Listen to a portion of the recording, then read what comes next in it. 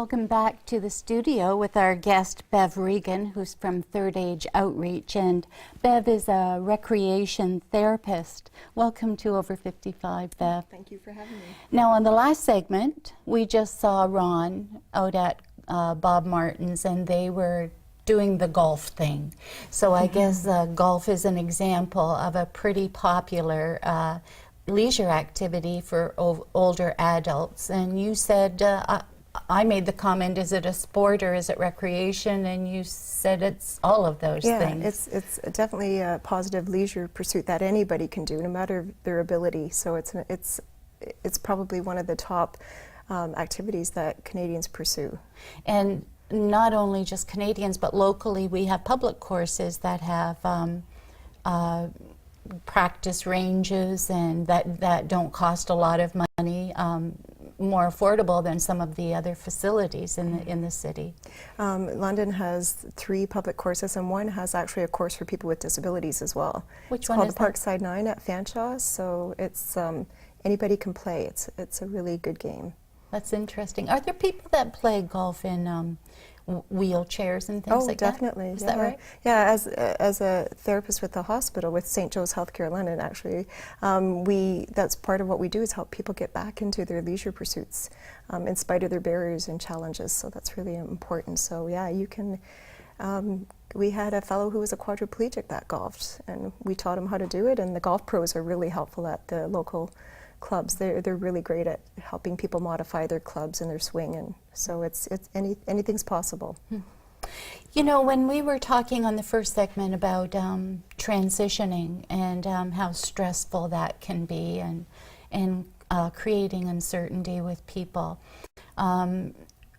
stress relief is part of that. But it must be an interesting time for you, because you're seeing kind of 2 different generations of older people who are interested in the programming that you offer. We have the great generation, the previous generation, and the baby boomers. Is that kind of affecting how you do your research and your planning? It definitely is more challenging, because the younger boomers want more adventure, they want more challenges, and they want it now. They're a lot more demanding in a way, which isn't always a bad thing. They don't want to volunteer in the same way that the older adults, the older generation did. They want to facilitate, they want to lead, they want to be in a totally different role. So leisure for people that are thinking of retiring is really taking a different twist. You know, there's more exciting things out there. There's things like Zumba, there's urban polling, geocaching is a big activity. What is geocaching?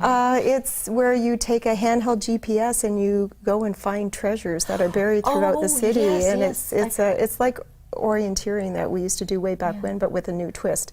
And it's something anybody can do, and it's been around for probably over 10 years, but it's just starting to become more and more popular because it's an activity anybody can do. And when you're looking at retirement, and I know we're talking to the over 55 crowd, and so many people think that when they retire that they're just going to take it easy, read the paper, have a coffee, that they don't really need to think about their leisure. They think about their finances, they plan for their finances, but they don't really plan for your leisure.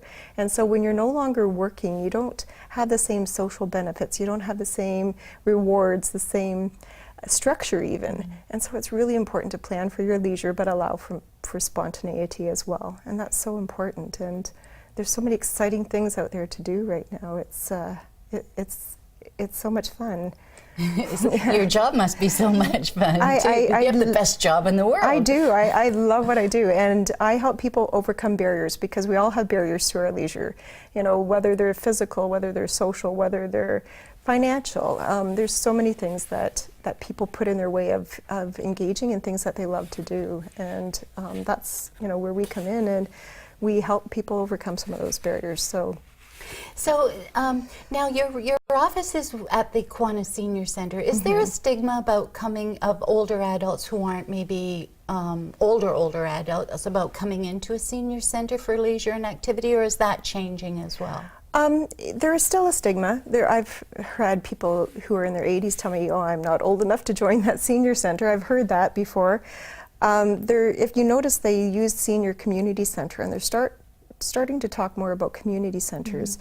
But we have a lot of younger people coming into the Kiwanis and to Hamilton Road Senior Center, the Boys and Girls. I mean, it doesn't have to be at a senior center where people engage. You know, it can be anywhere within their community. We actually have a guide available, so I don't know if that's something you want to... So it's a guide for leisure, recreation and leisure resources for seniors. And I think that we've been showing the phone number and the contact information of Third Age Outreach on the screen as well. So you're available to help people who have barriers, but you also are planning programs and activities for older adults. So don't forget the internet.